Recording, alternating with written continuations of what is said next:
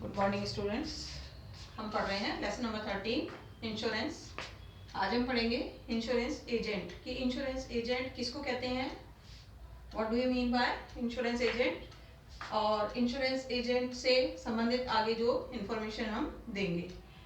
Meaning में हम देखेंगे कि इंश्योरेंस एजेंट हम कह किसको सकते हैं, यानी उसका मीनिंग क्या है इंश्योरेंस एजेंट का। तो we can say that insurance agent is a licensed representative, मतलब जो इंश्योरेंस एजेंट होता है वो उसको लाइसेंस मिला हुआ होता है इंश्योरेंस एजेंट के रूप में कार्य करने का, ऑफ इंश्योरर, यानी जिसकी तरफ से वो इंश्योर कर रहा है, we who agree to work for the insurer in exchange of commission, यानी जो इंश्योरेंस एजेंट है वो अपने इंश्योरर की तरफ से एक लाइसेंस्ड पर्सन है जिसको लाइसेंस मिला हुआ है, और वो इंश्योरर की तरफ से एक एग्रीमेंट के थ्रू इंश्योरेंस कर रहा है और उसको उसके बदले में कमीशन मिल रहा है। He plays a promotion role, यानी वो उसकी तरफ से एक रोल प्ले कर रहा है। इसके बाद हम ये देखेंगे कि कौन व्यक्ति है जो एजेंट को अपॉइंट कर सकते हैं। ये एक अलग क्वेश्चन के रूप में है, ये एक अलग क्वेश्चन के रूप में है, यानी क्वेश्चन पूछा जाएगा कि who can appoint an agent, यानी एजेंट को कौन अपॉइंट कर सकता है।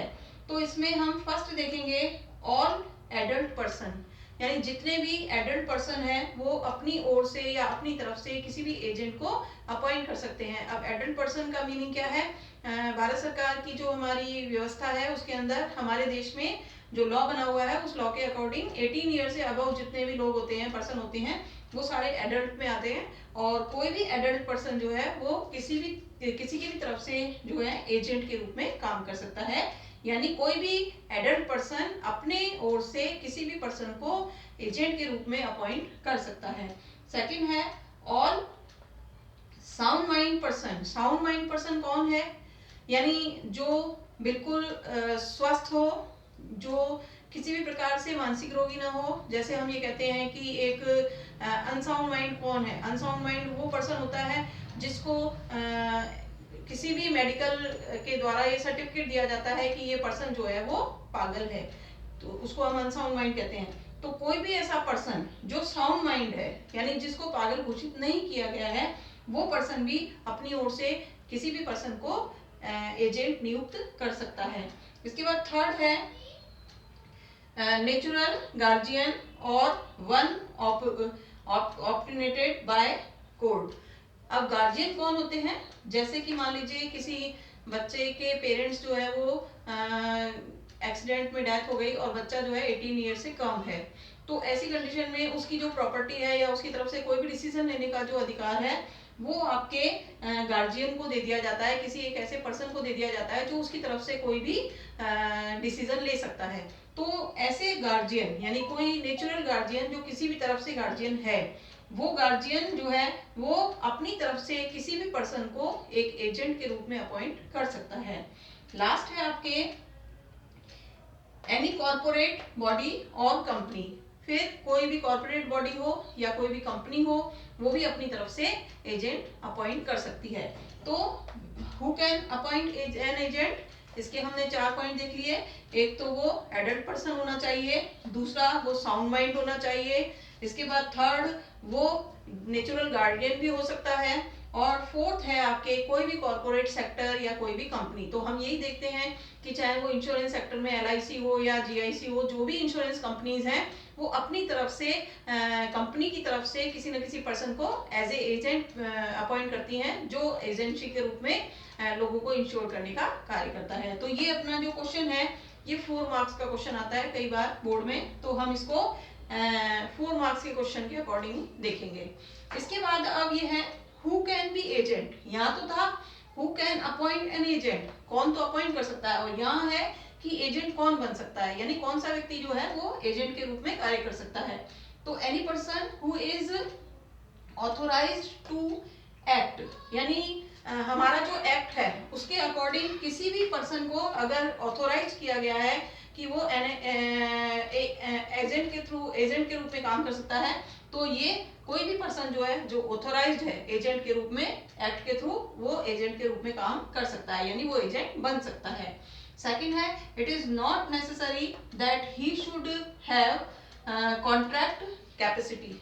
अब कॉन्ट्रैक्चुअल कैपेसिटी क्या है कि कोई भी पर्सन चाहे वो 18 से नीचे वाला हो, यानी माइनर हो, मेजर नहीं बल्कि माइनर हो, तो माइनर पर्सन जो होता है उसमें कॉन्ट्रेक्चुअल कैपेसिटी नहीं होती। हमारे देश में कॉन्ट्रेक्चुअल कैपेसिटी जो है वो उस पर्सन में होती है जो कि 18 से अबव है।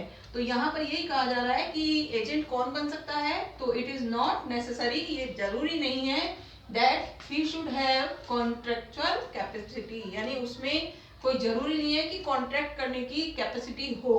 आप कॉन्ट्रैक्ट करने की कैपेसिटी अगर नहीं है तो नेचुरल है, या तो वो माइनर है या फिर वो अनसाउंड माइंड है, तो ऐसा पर्सन भी नियुक्त तो किया जा सकता है एजेंट के रूप में, वो एजेंट के रूप में काम तो कर सकता है, लेकिन उसके जो प्रभाव होंगे, उसके जो इफेक्ट होंगे वो क्या होंगे वो हम आगे देखेंगे। फिर माइनर एंड अनसाउंड माइंड में भी एजेंट। अब यहाँ इसने यही कहा कि ये जरूरी नहीं है कि व्यक्ति जो है उसमें कॉन्ट्रेक्चुअल कैपेसिटी हो, तो कॉन्ट्रेक्चुअल कैपेसिटी नहीं है लेकिन किसमें, एक माइनर यानी जो 18 ईयर से कम है उस वो भी कॉन्ट्रैक्ट कर सकता है, और जो अनसाउंड माइंड है वो भी एजेंट के रूप में कार्य कर सकता है। लेकिन अगर इन दोनों में से किसी भी पर्सन को एजेंट के रूप में काम करने के लिए अपॉइंट किया जाता है, तो वो इनके दोनों के माध्यम से या इन दोनों की तरफ से अगर कोई भी काम गलत किया जाता है या कोई भी गलत एग्रीमेंट कर लिया जाता है, तो ऐसी स्थिति में माइनर और अनसाउंड माइंड इसके लिए उत्तरदायी नहीं होते, बल्कि इन कार्यों के लिए उत्तरदायी होता है उसका मालिक जिसने उसको एज एन एजेंट अपॉइंट किया है।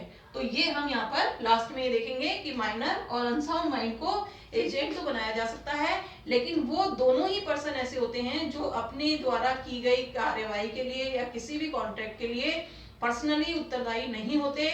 उनकी ओर से उत्तरदायी वो होता है जिसने उनको एज एन एजेंट अपॉइंट किया है।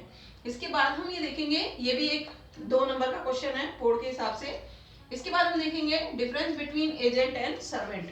अब एजेंट क्या होता है और सर्वेंट क्या होता है, दोनों में डिफरेंस क्या है, ये भी अपने आप में 4 मार्क्स का क्वेश्चन है बोर्ड के हिसाब से। तो यहाँ हम देखते हैं कि जो रेमुनरेशन है, remuneration of agent is called commission और फीस। तो जो एजेंट होता है उसको जो काम कर रहा है, जो कॉन्ट्रैक्ट कर रहा है, जो एजेंट के रूप में काम कर रहा है, उसका जो रेमुनरेशन मिल रहा है वो या तो कमीशन के रूप में मिल रहा है या फिर फीस के रूप में मिल रहा है। जबकि जो सर्वेंट होता है उसका रेमुनरेशन जो होता है वो सैलरी के रूप में होता है, यानी एजेंट का रेमुनरेशन या तो कमीशन के रूप में होगा या फीस के रूप में होगा, जबकि सर्वेंट का जो रेमुनरेशन होगा वो सैलरी के रूप में होगा। सेकंड है, agent is not a servant. Agent कभी भी सर्वेंट नहीं बन सकता, लेकिन सर्वेंट जो है can be an agent at any time, जबकि सर्वेंट जो है वो कभी भी एजेंट बन सकता है। थर्ड है, agent can made contract with third party. अब एजेंट क्या कर रहा है, कोई भी कॉन्ट्रैक्ट कर सकता है थर्ड पार्टी के लिए अपने इंश्योरर के बिहाफ पे, जबकि जो सर्वेंट है वो कोई भी प्रकार का कॉन्ट्रैक्ट नहीं कर सकता। तो ये हमारे 4 जो पार्ट है इसमें हुए एजेंट के रूप में। तो इंश्योरेंस एजेंट का पहले मीनिंग हो गया, ये मीनिंग 1 नंबर में आ सकता है आपके बोर्ड के। फिर who can appoint an agent, ये आपके 4 नंबर का क्वेश्चन हो गया जो पूछा जा सकता है। फिर who can be an agent, तो एजेंट कौन बन सकता है, ये 2 मार्क्स का क्वेश्चन आ सकता है। और difference between agent and servant, ये 4 मार्क्स का क्वेश्चन आ सकता है। इसके आगे का टॉपिक हम अगले लेक्चर में करेंगे।